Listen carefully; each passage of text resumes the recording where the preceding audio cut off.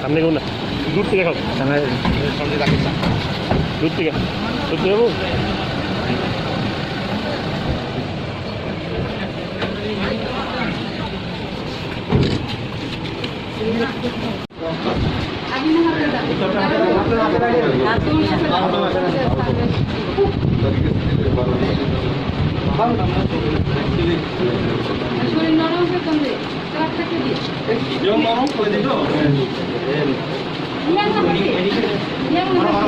সকালে খাইছেন কিছু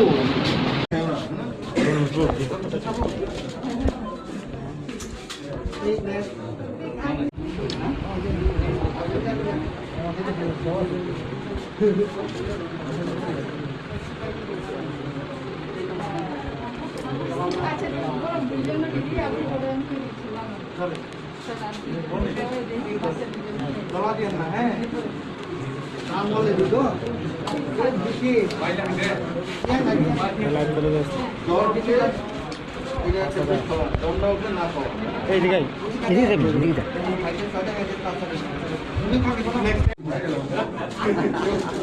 সিন্ধুচরণ জমা দিয়ে দেয় মেলে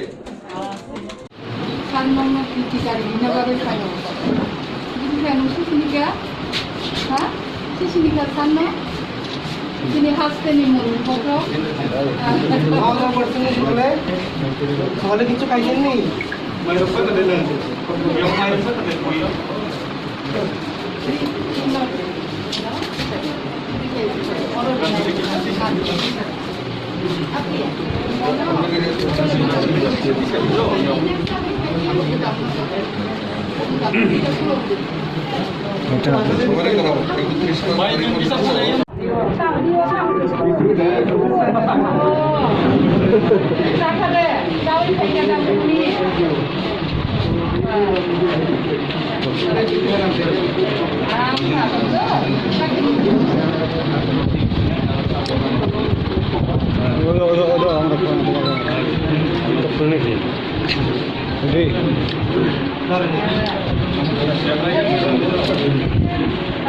ট্যাবলেটটা স্যারের হাতে দেন, ট্যাবলেটটা স্যারের হাতে দেন।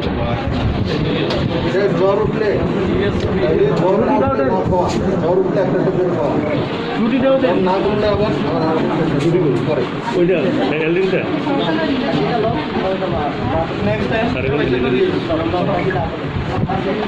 ওইটাও স্যারের হাতে দেন না।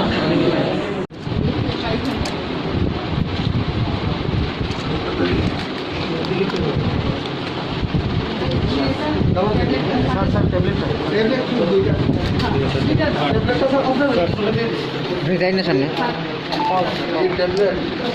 জ্বর যদি জ্বর বেশি জ্বর আইলে তখন একটা খাইব। দাদা আপনি দাদা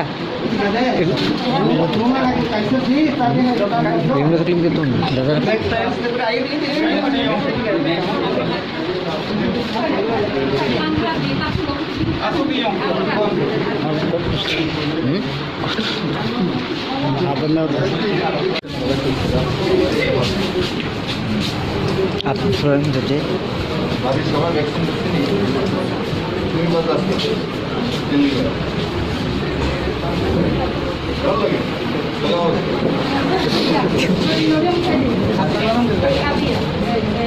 দাদা আমরা একটু পিছিয়ে ভালো একটু পিছিয়ে সময় একটু পিছিয়ে যাচ্ছেন সময়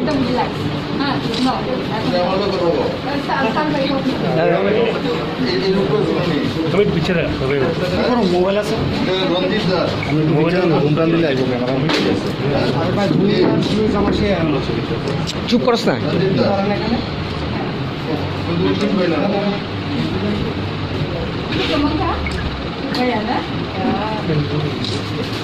next time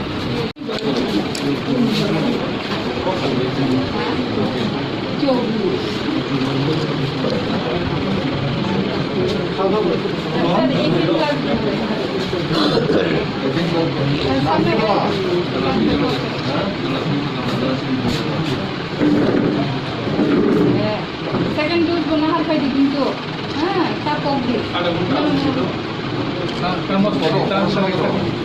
করো আমি যাই গাড়ি চালা ঠিক আছে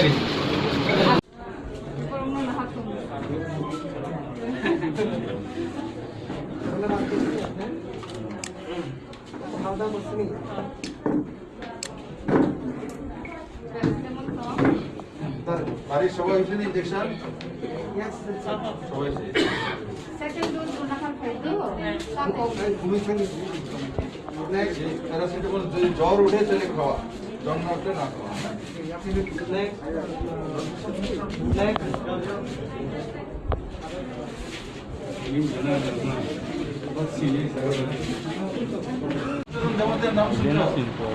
হ্যালো তুমি পারি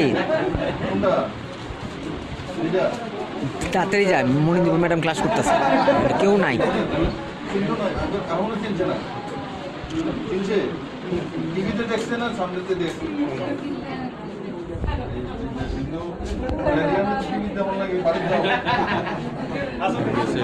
তোমার বাড়ি ছিল সিন্ধু দেখবো না যে সব যাইবো তোমার বাড়িতে মনে তো হয় না এটা হাতেরই তো কিছু ছিল না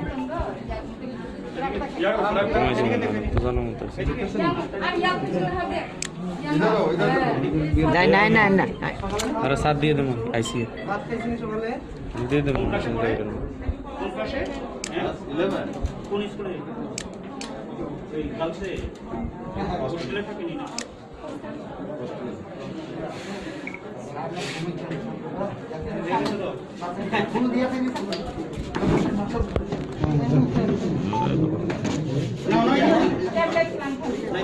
যদি উঠে তাহলে খাও নাহলে খাও না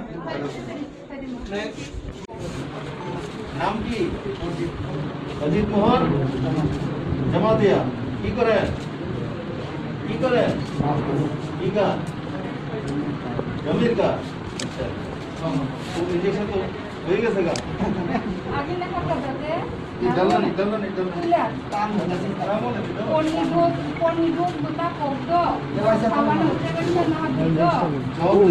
জ্বর যদি আয়ে তো একটা ট্যাবলেট খাওয়া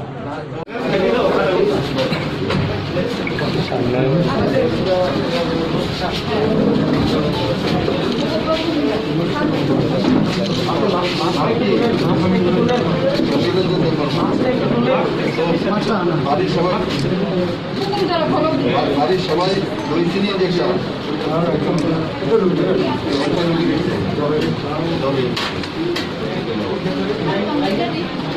বিছানা হাঁকাটা বলেছিল বিছানা হাঁকাটা ওর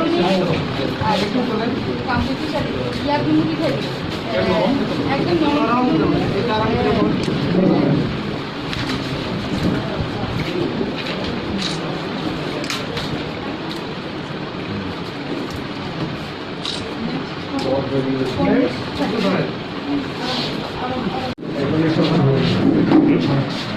তাতে পেট্রোল মুকুন পুলিশ না আমার সাথে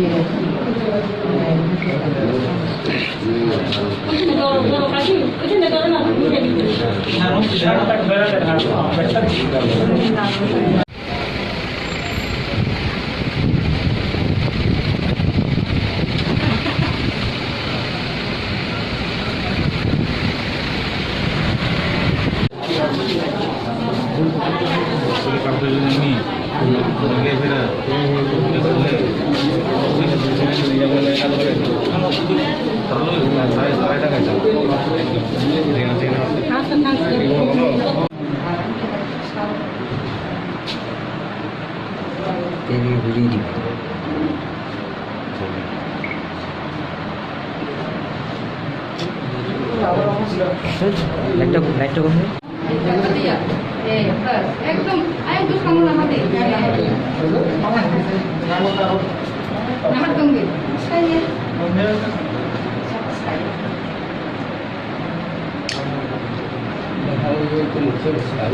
Second dose Gunahat to from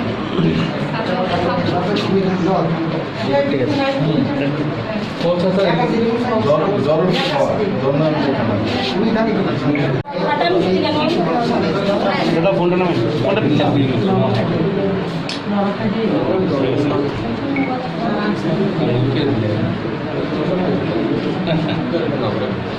জানা সিন্ধুচরণ জমাতে এমএলএ তোমার নাম কি? হ্যাঁ আচ্ছা জমাতে থাকে না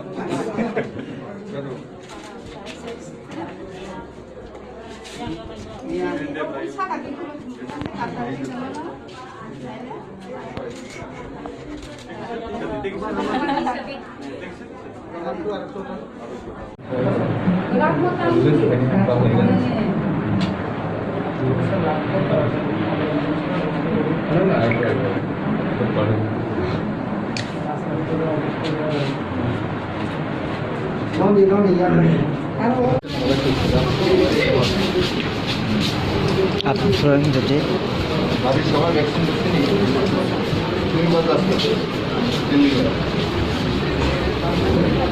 ভালো লাগে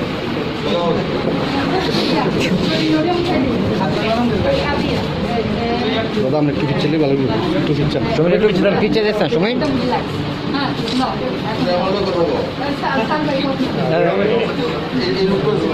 তুমি পিছিয়ে মোবাইল আছে রঞ্জিত দা আমি মোবাইল ঘুমটান দিলে আইব চুপ করস না রঞ্জিত দা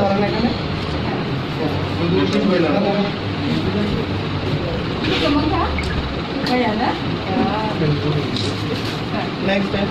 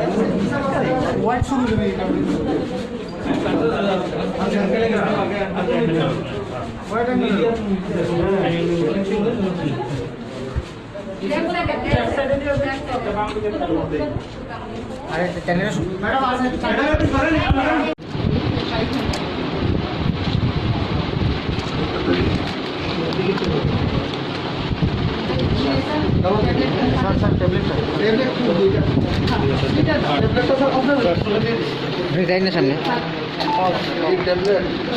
জ্বর যদি আগে জ্বর বেশি জ্বর আইলে তখন একটা খাইব দাদা আপনি দাদা বিভিন্ন টিম কিন্তু দাদা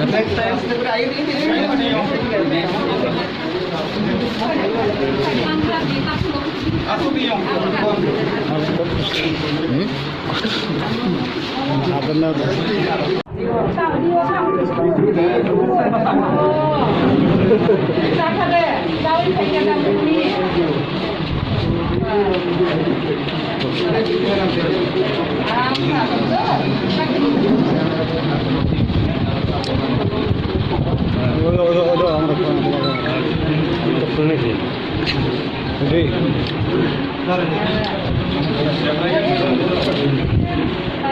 ট্যাবলেটটা স্যারের হাতে দেন ট্যাবলেটটা স্যারের হাতে দেন জ্বর উঠলে জ্বর উঠলে একটা ট্যাবলেট খাওয়া ছুটিটাও দেন না করলে আবার ছুটি করে ওইটা এলডিনটা নেক্সট টাইম ওইটাও স্যারের হাতে দেন না সারা ত্রিপুরা রাজ্য ব্যাপী জনতা স্বতঃস্ফূর্তভাবে মাননীয় প্রধানমন্ত্রীজির যে টিকাকরণ কর্মসূচি তাতে ভাগ নিচ্ছে আর এটা এই পর্যন্ত ত্রিপুরাতে ফার্স্ট ডোজ যেটা 87% হয়ে গেছে। তো আমরা চাইছি 100% টিকাকরণ ত্রিপুরা রাজ্য হয়ে যাক সবার আগে। এই লক্ষ্যে 2 দিন 27 এবং 28 2 দিন যাবৎ সারা ত্রিপুরা রাজ্যে মিশন মোডে টিকাকরণ হচ্ছে। কিন্তু আমরা আজকে সিদ্ধান্ত করেছি সেটা 31 জুলাই পর্যন্ত আমরা এক্সটেন্ড করব। সমস্ত এমএলএরা, সমস্ত যারা সমাজসেবী রয়েছে, যারা বিভিন্ন রাজনৈতিক দলের সদস্যরা রয়েছে, মিডিয়ার বন্ধুরা রয়েছে, আর সমাজের সমস্ত প্রতিনিধির কাছে আমার নিবেদন যে প্রত্যেক ঘরে যাতে টিকাকরণ, সম্পূর্ণ টিকাকরণ হয়ে যায়, প্রত্যেক ঘরে 100% টিকাকরণ হয়ে যায় 18+-এ, 18-এর ঊর্ধ্বে। সেই দিশাতে আমরা এই প্রকল্পগুলি নিয়েছি। আমি আশা করি ত্রিপুরা রাজ্যে সবার আগে আমরা সমস্ত ত্রিপুরাবাসীর 18-এর ঊর্ধ্বে টিকাকরণ করে মাননীয় প্রধানমন্ত্রীর সামনে একটা দৃষ্টান্ত স্থাপন করব।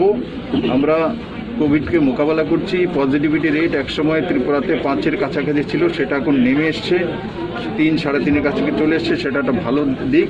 কিন্তু কোভিড চলে গেছে, এটা কোনো মতেই ভাবা উচিত না। তার জন্য ভ্যাকসিনেটেড হওয়া 100%, সেটা হচ্ছে আমাদের মূল লক্ষ্য। আমরা সেই দিশাতে সবাইকে মিলে কাজ করব। আমার এটাই আহ্বান ত্রিপুরাবাসীর কাছে, আপনারা আসুন সবাই ভ্যাকসিনেশন সেন্টারে, আর নিজের পরিবারকে সুস্থ রাখুন, সবল রাখুন এবং ত্রিপুরাকে সেভ রাখুন আর নিজের পরিবারকেও সেভ রাখুন। স্যার, চিফ মিনিস্টার হিসেবে আপনি 2-3 দিনের হাট থেকে পত্তন দেওয়া লাগে, আমি সংবাদ মাধ্যমে দেখতেছি। তার মানে কি এটাকে আপনি উৎসাহ দেওয়ার লেগে এই কাজটা করতেছেন? নিশ্চিত আমি তার জন্য যাচ্ছি, যেখানে দেখছি একটু ভ্যাকসিনেশন কম হচ্ছিল, আমি আইডেন্টিফাই করেছি, তো সেই জায়গাগুলো তো আমি যাচ্ছি যে মানুষকে সামনে আসার জন্য। কারণ মুখ্যমন্ত্রী আসার পরে স্বাভাবিকভাবে মানুষের একটা বিশ্বাস তৈরি হয় যায় যে যেই লোকটাকে আমরা বসিয়েছি সেই লোকটা আমাদের কাছে আসছে, তো স্বাভাবিকভাবে তাদের মধ্যে একটা বিশ্বাস জন্মায়। কারণ মাঝে মাঝে কিছু কিছু জায়গাতে একটা বিভ্রান্তকর সৃষ্টি করা হয়েছিল, বিভ্রান্তি যে না টিকাকরণ করা হবে না, এটার মধ্যে বিভিন্ন, সেটা টেস্টিংয়ের সময় আপনারা লক্ষ্য করেছেন। যখন আমরা কোভিড প্রথম ওয়েভ এসেছিল তখনও বাড়ি বাড়ি যখন আমরা টেস্টিংয়ের জন্য যাচ্ছিলাম তখনও এমন একটা হাওয়া তৈরি করা হয়েছিল।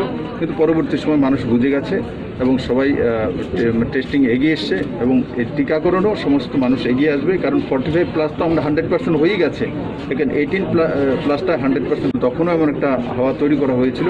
কিন্তু পরবর্তী সময় মানুষ বুঝে গেছে এবং সবাই টেস্টিং এগিয়ে এসছে এবং এই টিকাকরণও সমস্ত মানুষ এগিয়ে আসবে। কারণ 45+ তো আমরা 100% হয়েই গেছে, এখানে 18+টা 100% করতে হবে, তাহলেই আমাদের পুরো 100% কমপ্লিট হয়ে যাবে। আর টিকা মাননীয় প্রধানমন্ত্রী যে পর্যাপ্ত দিয়েছে আমাদের কাছে রয়েছে। বাস আমার যে প্রবাস, সেটার কারণ একটাই যে মানুষের মধ্যে যাতে বিশ্বাস জন্মায় যে আমাদের মুখ্যমন্ত্রী এসছে আমাদের কাছে, তো তার জন্য বিশ্বাসের সঙ্গে সেই মাননীয় প্রধানমন্ত্রী যে টিকাকরণ প্রকল্পে নিজেকে ভাগ নেওয়া আর নিজেকে সুস্থ রাখা। স্যার, লাস্ট কোশ্চেন, অমরপুরের একজন রিপোর্টার হিসেবে অমরপুরের স্বাস্থ্যকেন্দ্রের আগে আপনার সাথে কথা হয়েছিল অনেকেরই যে অমরপুর স্বাস্থ্যকেন্দ্রকে আপনি ফার্স্ট রেফারেল হসপিটাল হিসেবে ইয়ে করবেন, এটা কতটুকু অগ্রসর হয়েছে? সেটা রেফারেল হসপিটালের বিষয়ে আমাদের এমএলএ দিয়েছিলেন আমাকে লিখে, সেটার বিষয়ে একটা মনে হয় কোন কার্যবাহী একটা চলছে যতটা আমি জানি। কিন্তু তার মধ্যে রেফারেল হসপিটাল করার জন্য কি কি কোনো কিছু একটা প্রসেস চলছে। এমএলএ মহোদয় রঞ্জিত দাস মহোদয় একটা লেটার পাঠিয়েছিলেন, তার উপরে প্রসেস চলছে। রেফারেল হসপিটাল করার জন্য কি কি প্রয়োজন সেটার উপরে সরকার কাজ করছে। স্যার, আপনি বিরোধী দল থাকতে নতুন বাজার থেকে আপনার পলিটিক্যাল কেরিয়ার স্টার্ট হয়, আমি যতটুকু জানি অমরপুর নতুন বাজার রাস্তাটা দীর্ঘদিন খারাপ, কন্ট্রাক্টর কাজ করে বন্ধ করে রাখছে, এখন পর্যন্ত কাজ করতে আসেন। সেটার বিষয়ে এমএলএ মহোদয় বলেছে এবং সেটা যে কন্ট্রাক্টর তার নাম আমার মুখস্থ হয়ে গেছে। আমি বলেছি না হলে ওকে ক্লোজ করে নতুন কাউকে দিয়ে কাজটা করিয়ে নেওয়ার জন্য। আমার কাছে জানছে হাফ রাস্তা করে সে বাকিটা করছে না, কিন্তু আমরা তো টেন্ডার দিয়ে দিয়েছি। আমি বলেছি ক্লোজ করে তাহলে অন্য কাউকে দিয়ে কাজটা করিয়ে নেওয়ার জন্য। আর আপনারা খুশি হবেন, মন্দির ঘাট থেকে যতনবাড়ি হয়ে বড় লম্বা রোড হচ্ছে, সেটা 50 কোটি টাকার উপরে টেন্ডার হয়ে গেছে এবং সেটা প্যাপ শোল্ডার রোড হবে। তাছাড়াও আমি যে এবার দিল্লি গিয়েছিলাম, যেটা খোয়াই তারপর তেলিয়ামুড়া হয়ে আপনাদের অমরপুর হয়ে রোড যাবে, সেটা কমসে কম 184 কিলোমিটার 44 কিলোমিটার লম্বা রোড, সেটা অমরপুর হয়ে যতনবাড়ি হয়ে যাবে। তো তো ন্যাশনাল হাইও হবে। তো যেটা আপনারা কল্পনা করছেন এর চাইতে বেশি ডেভেলপমেন্ট হবে। আমি আশা করি এই 2022-এর মধ্যে সেই প্রকল্পগুলো আপনারা রাস্তায় দেখতে পাবেন। স্যার আমার অমরপুর উদয়পুর রাস্তাটা স্যার কোথাও এমনিতে করে দিয়েছি, একটু জিগজাগ আছে, কিন্তু এটাকে রোড তো হয়ে গেছে, কিন্তু এটাকে সোজা করার জন্য একটা প্রকল্প আছে। সেকেন্ডে যে ইয়ে আছে আমাদের ডিপিআর, তার মধ্যে সেগুলো আসবে।